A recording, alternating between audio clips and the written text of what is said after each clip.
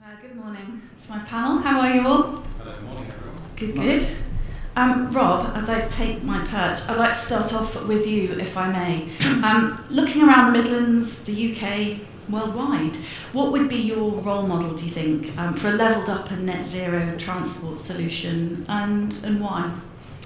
So I was thinking a little before the conference about this, and when I look around the world, some of the places I've worked mainly on trains and rolling stock projects, I think most of the best examples are large urban areas. We've just heard about the West Midlands, and I think the key feature is to have a multi-layered system. So you have that long distance connectivity that allows people, freight and so on to connect, to move through. You also have the local connections. And I think the key thing I've kind of concluded is a levelled up outcome won't be the same for everybody. And the answer here in the West Midlands, for example, is not going to be the same as the answer that makes sense in the, let's say, in the extreme west or the extreme north of the UK. It needs to be a proportionate answer for the location. And I think the good thing we'll hear today as we're talking is that there are a range of solutions to be sustainable, net zero and so on. And also we can see that the railway is a key contributor directly, and also it's an enabler for us to help level up the different communities. George, I just wondered if you wanted to chip in there. Multi-layered, do you agree with Rob there? That's what's required? Yeah, absolutely. Multi-layered and multimodal as well. Obviously the previous speaker there was really helpfully describing how there are so many different options for people to travel today. And what we're, I think, challenged to be able to do over the next years and decades ahead is make sure that rail plays a really important role in joining that journey up from home doorstep to place of destination. So yeah, definitely multi-layered but multimodal. And I think considering the technological advances we're seeing, 5G connectivity in particular, not only enabling us to work differently but also to travel differently. So mobility as a service is something which will become even more important to enable that multimodal journey from point to point. Nicola, we talk, don't we, a lot about levelling up. What does levelling up mean, do you think, to the man in the street? So very clearly for me, I agree with both my panel members that the shift to intermodal has to be the way to go. Just thinking about it in its wider context, this isn't just about carbon for me, it's about some of the other sustainable development goals. So Sandeep talked about things that were really of critical importance to the public of West Midlands, and some of those were around health. So being able to provide that healthy environment and support things like that within our communities through transport it has got to be paramount. So one of the key examples I would give of that during the pandemic, we've used Birmingham New Street to support things like phlebotomy clinics, and we've used it to support the rollout of COVID injections. Things like that really help support the man on the ground. But also key to that, and again I think Sandeep mentioned it, is the creation of jobs. And yourself, you mentioned about the apprenticeships at the beginning. As an industry, we have to really focus on that and understand what's important to the communities around us, and it's not just providing those transport links, it's all the other things that as an industry we can support through creating a skilled workforce, for example, rather than just getting from point A to point B. Lorna, I noticed you've been busy making notes and nodding away through all of that, and when we're talking about the levelling up agenda, I think something that's come through already, even though this conference has only just begun, is local level and community, and that's really important with spend as well. How can we make sure that decisions are around what's happening in our communities, the spend is local decisions? I can't hide the fact I'm a northerner, so I think that's actually a really pertinent question, so thank you for asking that, because, and it goes back to the point that Rob's just made, I think local decisions need to be made by local people who fully understand the local community needs, and actually you just touched on that, it's about accessibility. So for me, levelling up is about opening up the same opportunities that others may not have access to, so it's access to health, employment, education.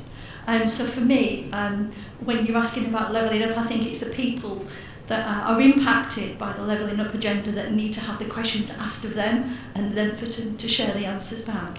And government bodies, George, how can government bodies support that, the levelling up and achieving net zero ambitions?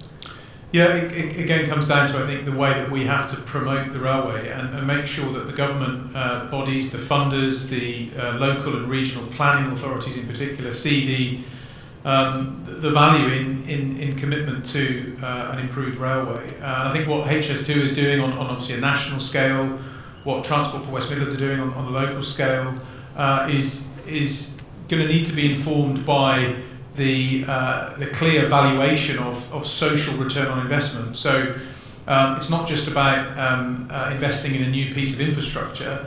It's really being very clear on why that infrastructure is needed and how it will, in the community it's going to serve, enable people to have a better quality of life. Access to jobs, access to healthcare, access to other educational services. So I think, again, we've got to make sure that rail isn't left behind. It's a very competitive world that we're in, and making sure that we promote, I think, that social return on investment is going to be exceptionally important. Getting that social value right across the whole country, isn't it? Not just in pockets, it needs to be right across the whole of the UK. Rob, your responsibility on that as a consultant, where do you fit into the mix? So I think looking at it from Arup's viewpoint, the key point for me really is that there are a whole range of disciplines that we need to pull into this. And so we would normally start at the macroeconomic level, saying, what's needed at a strategic level for the community, the local economy, and then you work gradually down through options to say, is a railway the answer? It could be, we heard earlier, it could be guided buses, it could be bicycles and so on. And then bringing all of those options together needs a wide range of disciplines. So I'm from the transport sector in Arup, and then we work closely with our aviation sector, energy sector, transport sector to bring together the disciplines and ultimately to funnel down towards those preferred options. And then if the preferred option, for example, is a railway, it could be the Midlands hub upgrades, it could be HS2, then again within the whole range of disciplines to turn that into something practical, pragmatic, also something that long term is sustainable, not just from an emissions viewpoint, but for example, I thought the question about why don't we electrify everything, actually that's not sustainable, not from an emissions viewpoint, but from an economic and a practical viewpoint. So we have to make choices, and so where we are in Arup is really to help people make choices and then turn them into something deliverable. You fit in with the supplier head hat on, Lorna. It's all about collaboration as well, isn't it? Absolutely, and we can't do it on our own. We're heavily relying on the lower end of the supply chain, sort of our tier 1, tier 2 and tier 3s, and often that's where the really good innovative thinking and ideas come from. So it's not just about the manufacturers finding the right solutions, actually it's looking wider across the supply chain, in particular the Rail Forum of Midlands. I know Elaine's here today, but they've been heavily supportive of us for HS2. They've unlocked a lot of access to suppliers that we wouldn't have access to ordinarily, and so all again fits into the levelling up agenda and creating equal opportunities for all to access, directly to manufacturers and others. And Nicola, you sit there really as the backbone of all this. No pressure.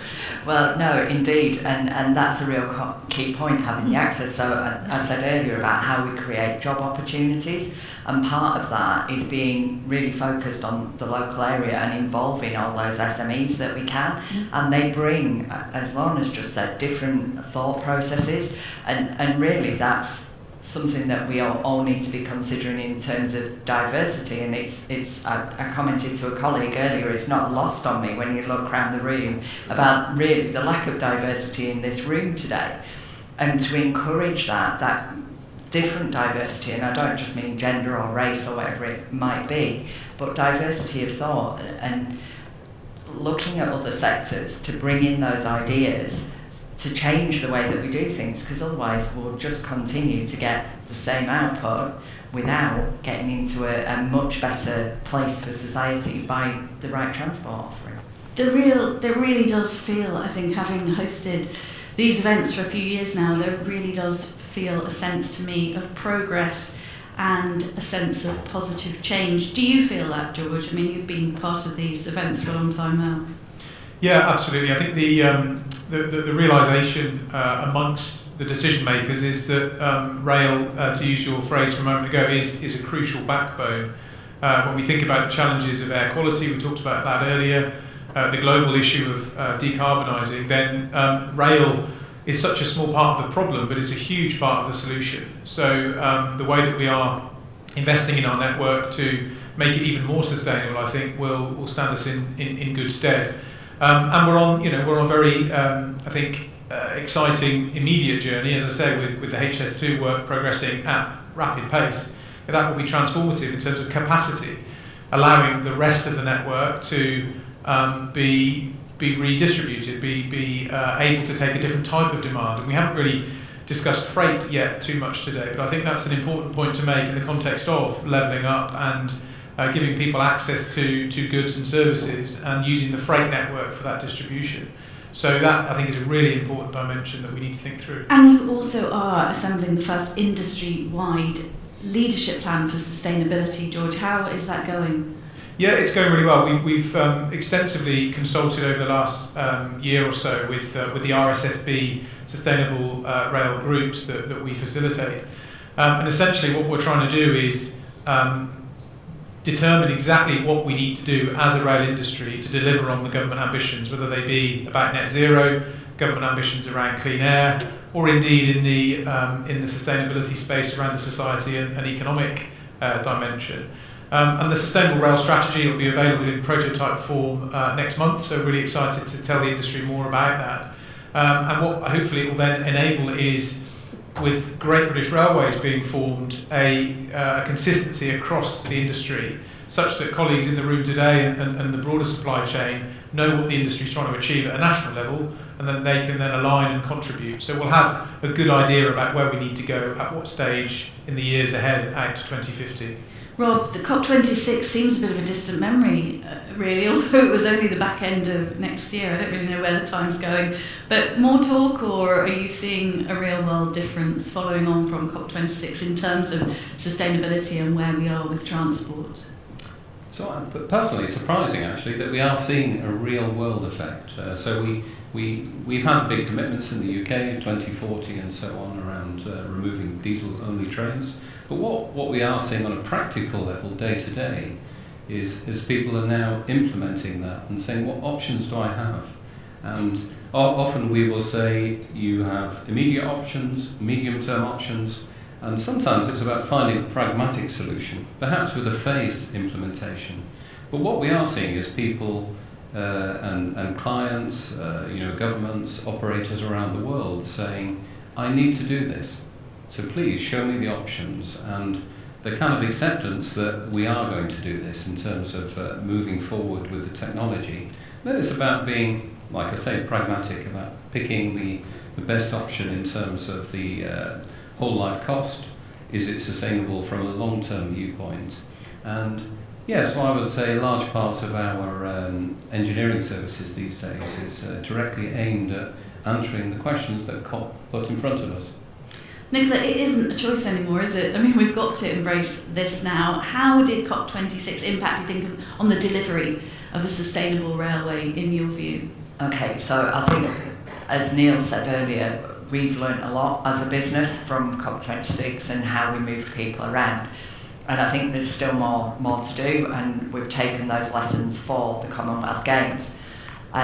That doesn't mean that we shouldn't be providing longer-term strategies around things like this, and we're only going to return to positive passenger growth, bearing in mind that we're currently, I think, about 60% of passenger numbers through the pandemic, and we're only going to see that continue to grow once we start building confidence again in the reliability of the railway. And okay, we can deal with things like vegetation management currently, which will build that confidence, but that's not a long-term aspiration, and we need to be starting to think of how we can build that resilience in better to our infrastructure now to continue to get that growth. one of the biggest things that the World Economic Forum have come back with through a recent report is that most of our world leaders, not from a government perspective, but business leaders, fear that climate change action is not going fast enough, to the point where we could lose 18% of GDP, which is a massive impact. And as a transport industry, and in particular rail and network rail, we have an obligation to make sure that we're managing our infrastructure appropriately to build that resilience and build that confidence back to get the economic growth restarted. Lorna, what do you think are the biggest challenges we face on that front? So reflecting on COP26, I had the luxury of going and spending some time up there, and I think what it did for me was really open my eyes that it's just not a challenge for us. It's a challenge for the whole world, and everybody is contributing in their own way, be it on a grand scale or a small scale, and that would be very much dependent on the challenges that they all have individually. But I've certainly, as Rob has said, I've seen a huge change since that event, that whilst we were open, we had like a global lens into what everybody else's challenges were. I think the rail industry as a whole almost woke up to the fact that everybody in this room today has to make a change, be it a small change or a large change, and we can all work collaboratively. As you said at the beginning, Helen, it's all about us sharing conversation. We are part of it, and I'm very proud of a family, but every single one of us has a contribution and has to make a change to be able to deliver against some of the targets that COP26 set upon us. 2035 for Scotland to be diesel free, 2040 for here, and to be net zero by 2050. We can't do it on our own, and as a manufacturer, again, we're relying on the supply chain to help us to contribute towards all of that. Network Rail and Department for Transport. So we're all in it together, I would say. We definitely are. Now, while we've been merrily talking away up here, our audience have accepted my challenge to put lots of questions through. So I want to get to some of the questions that people have kindly put in. So do feel free. I'm seeing these for the first time, so take the questions you feel best will suit you. Richard would like to know, do the panel embed sustainability thinking for their staff? And do you encourage staff to check their own footprint so they have a baseline to improve from? I mean, I guess, Lorna, that's kind of following on from what you were saying there. What happens at Hitachi? So, again, we're a global employer, and particularly here for us within the UK, we've benefited from delivering and winning the HS2, but predominantly from working from home. So it shows that working from home life balance has worked for us as a business, but we continue to do that. So we have a very healthy work-life balance, working 1 or 2 days a week. But now, COVID restrictions being restricted, we're able to travel more and meet with customers. But in terms of sustainability, we focus on EV electric charging. There's a big drive and commitment now, schemes available for us to buy electric vehicles and charging solutions. So that's just one element. Buying sustainable products, using sustainable products in our depots and train operating companies. So it is across the board. Good to hear. Question from Martin, possibly perhaps for Nicola. Martin says that integrated transport fails when there's insufficient space on trains for bicycles. How do we enable passengers to plan both their first and their last mile? Because, I mean, it's right in a way, isn't it? It's all right seeing lots of electric bikes and bikes to hire at stations, but at the minute it is quite tricky, isn't it? There's not loads of room on our trains. So absolutely, and I see GBR playing a massive part in the solution to that, and notwithstanding we obviously need to do something in the interim over the next couple of years, but GBR will bring us together as one entity, carrying our passengers for both our train operators and our infrastructure, and therefore we can make sure that we're having that intermodal discussion for both active travel and other forms of public transportation. And I see that as being a key driver in correcting that. Also a question, will all the additional accessibility upgrades at stations be made permanent, or are they just temporary? with regards to the Commonwealth Games, I'm assuming. So I think that is in regards to Neil's talks. Yeah, they're absolutely permanent fixtures, the access arrangements. And I'm sure there's plenty of horror stories within the press regarding how we've managed diversity in the past. And absolutely, it's an area that we've been striving to improve on for at least the last couple of years. And I'm seeing some real impressive changes in how we do that, not least of all through my own family. So my parents and my partner's parents are starting to need that support when they're travelling on our network. And absolutely, I get glowing reports back, and trust me, they would tell me if it was anything other than what they needed it to be. So. Okay, Yeah, possibly Rob, for decarbonisation, what are your thoughts on industry practices in writing and selecting technical specifications and preference on construction methods? So one thing we're seeing right now is there are a number of competing technologies. It reminds me a little of the railways 200 years ago with competing lines and so on. And then we went through the post-steam era, competing technologies, and then the post-privatisation era with a competition there, particularly around the supply chain. And right now on decarbonisation, we're seeing, particularly on the rail system side, rolling stock with hydrogen, battery, bi-mode, and so on, a whole range of competing technologies. And one of the things we can see is they won't all be successful, which is a good thing in a market economy, and it's also good that people are investing and trying. We can see a similar thing on the infrastructure side, the building. You can look at different materials, different contents for your concrete and so on, with a massive effect on the carbon footprint of the sunk costs into the technology, how you manufacture and so on. All of those, I would say, the only issue for the industry, they're still in competition. And so you might say there isn't a clear winner. But when there is a clear winner, then I think life will have moved forward, and then there'll be another competition, which is quite healthy. So I think it's I'm a professional engineer by training, it's quite exciting, I would say, what's happening. There's a question which I've now lost on my screen. Oh, here it is, which I was going to put to you, George, as part of another.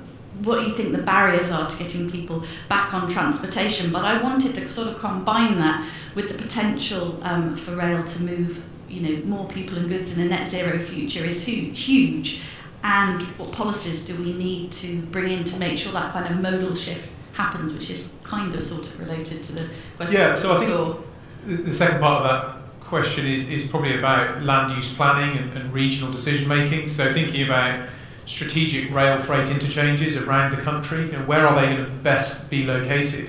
I was listening to a colleague at a rail freight conference back in November, and they were a Liverpool politician essentially, and they wanted a strategic rail freight interchange on the edge of Liverpool as a city to serve it. But that's great, but is it the right solution for an integrated transport network that is effectively a hub and spoke model? So we need to have a collective national view, I think, and across nationalities into Scotland and into Wales as well. So we make sure that we don't just have a decision made on a local level that compromises the ability of the system to work in its best efficient way nationally.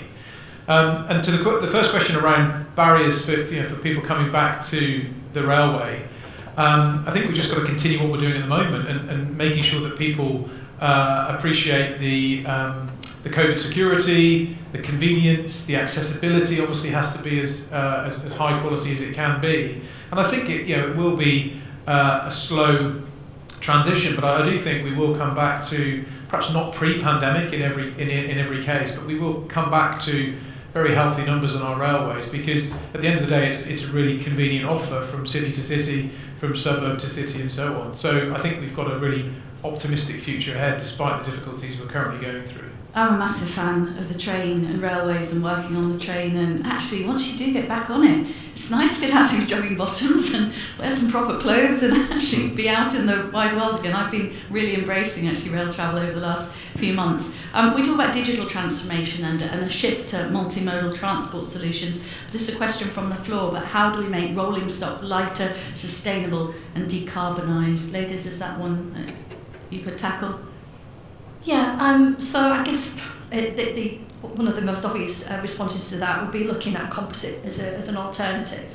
So rather than some of the heavy materials that we use today, I think a lot of clever design, Rob, you probably comment on that. I think a lot of clever design when it comes to sort of the heavier parts of the train, and the bogies, the wheel sets, seating, the actual train carriages themselves. So there are lots of things, but one of the things that we spoke about probably about 18 months ago was actually just going out to the supply chain and asking them to think about how could they reduce whatever it is that they supply into, be it the train, and reduce their weight by maybe 2, 3, 4, 5%. But as a collaborative approach by the supply chain, what percentage of reduction of weight could you get then introduced? But also looking alongside that for new technologies. So battery, which is my area of business, are developing the battery technology. We look at how do we offset some of the additional weight that the battery might add to the train against that of maybe replacing the generating unit. So there's these conversations that we're currently in debate and discussion with, and the impact that it has on the railway. Carrying additional weight. How and where can we offset that? So it is very much, I guess, in response to your question, not just about what or how we reduce the weight of the train, but actually as a collaborative approach. What can we do in terms of the track and the train? The systems, the standards that we have to meet that the RSSB contribute. So I think it's probably a holistic approach that we all take to reduce some of the weights. Rob? Yeah, I was going to say that I mentioned earlier to Helen that around 15 years ago I worked on a battery train solution. At the time, our conclusion was, yes, the technology was there, but there was no room for any passengers or freight. Today, it's quite pragmatic, and similar working on propulsion, traction technology 10 years ago. I remember the scientists I was working with at the time saying, we've reached the pinnacle of the laws of physics, cannot be any better. 10 years later, something better came. And I think one thing we're seeing, and HS2 procurement was a good example, was there are a number of levers that can be pulled in the procurements. And so we've seen a move away from first cost to whole life cost. We see impact, environmental impact around neighbours, acoustics and so on. But the one we haven't really seen strongly yet is the sustainable impact. So it could be whole life emissions, could be operating emissions, for cities like Birmingham, air quality, but they can be monetised again, so you can evaluate them. And what we've seen is that companies like Hitachi will then rise up to that challenge and with their supply chain, and they will move things forward quite quickly by having the right levers to pull. Final thought, Rob, 2040 is only actually 18 years away? No. Is it 18? That's absolutely dreadful this morning. I haven't had enough coffee. Looking in your crystal ball, what will the transport look like, do you think, when we're sitting here in 2040? Well, I hope in 2040 I won't be sitting in front of Teams every morning. Have your slippers on a pipe. I think the interesting thing for the railways is that the large infrastructure investments are typically 100 years or 120 years. Items like signalling or rolling stock or substations, they may have a 30 or 40 or 50 year life cycle. So the products that we've invested in recently, they will still be there. And the purchases and the decisions we make now around sustainable solutions, they will still be there. So within that mix, it means that things won't be so different, but that multi-level, multimodal mix we talked about, I will hope that that last mile connectivity, the appropriate solution, whether you're in a village or a market town or a large city, that we'll see that connectivity, which is really what levelling up is about, is to give people the opportunities to connect with the people they need to connect with for their future.